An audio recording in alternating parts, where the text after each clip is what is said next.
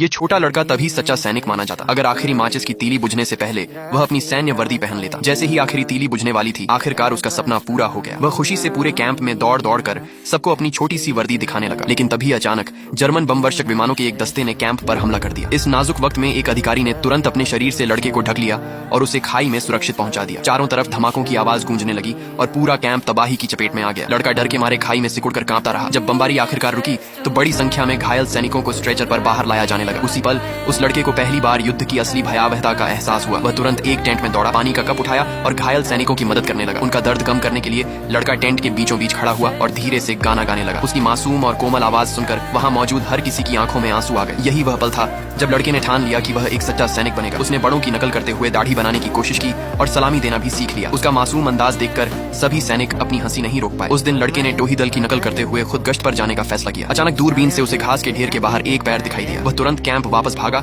और अपने साथियों को इसके बारे में बताया। कमांडर को पहले उसकी बात पर विश्वास नहीं हुआ, लेकिन लड़का पूरी तरह गंभीर था। इसलिए लेफ्टिनेंट ने अपना दोपहर का खाना छोड़ दिया और 2 सैनिकों को साथ लेकर उस जगह पहुंच गया। दुश्मन को बाहर निकालने के लिए उन्होंने घास के ढेर में आग लगा दी। जैसे ही धुआं उठने लगा, उसके अंदर छिपे 2 दुश्मन सैनिक बाहर भागते हुए निकले। सैनिकों ने तुरंत कार्रवाई की और दोनों दुश्मन टोही सैनिकों को पकड़ लिया। इसके बाद लड़का तुरंत घास के ढेर के पास पहुंचा और वहां से एक भारी बैग निकाल लिया। उस बैग के अंदर दुश्मन के बमबारी के निर्देश भेजने वाला उपकरण था। लड़के ने एक बार फिर बहुत बड़ा योगदान दिया, लेकिन उसके चेहरे पर जरा भी घमंड नहीं था। इसके बजाय वह मुख्यालय पहुंचा और कैंप का डाकिया बनने की इच्छा जताई। उस दिन से उसने सैनिकों तक चिट्ठियां पहुंचाने की जिम्मेदारी संभाल ली। सभी सैनिक इस छोटे से डाकी को बहुत पसंद करने लगे। एक सैनिक तो उसे देखकर खुशी से नाचने लगा। लड़का भी बेहद खुश हुआ और उसके साथ नाचने लगा। लेकिन अगले दिन जब वह फिर चिट्ठियां लेकर पहुंचा तो एक बूढ़े सैनिक ने उसे बताया कि जो सैनिक कल उसके लिए नाचा था वह मारा जा चुका है। लड़के ने अपनी टोपी उतारी और चुपचाप उसे श्रद्धांजलि दी, फिर उदास होकर वहां से चला गया। कुछ ही समय बाद दुश्मन ने फिर से जोरदार हमला कर दिया, लेकिन इस बार भी लड़का बिल्कुल नहीं डरा। वह खाइयों के बीच से गोला बारूद का एक बक्सा खींच कर ले जाने लगा। चारों तरफ लगातार धमाके हो रहे थे, फिर भी उसने एक बार भी पीछे हटने की कोशिश नहीं की। अनुभवी सैनिक उसके इस साहस के लिए बेहद आभारी थे, लेकिन लड़के ने बस सलामी दी और कहा कि यह उसका कर्तव्य था। जब वह मुख्यालय वापस पहुंचा तो उसे पता चला कि संचार की सारी लाइनें नष्ट हो चुकी थी। कमांडर के चेहरे पर चिंता देखकर लड़का फिर से बाहर निकल पड़ा। वह बहादुरी से खाई से बाहर निकला और युद्ध भूमि में रेंगते हुए आगे बढ़ने लगा। आखिरकार उसे टूटी हुई तार का सिरा मिल गया और उसने संचार लाइन को सफलतापूर्वक जोड़ दिया। संचार व्यवस्था फिर से बहाल हो गई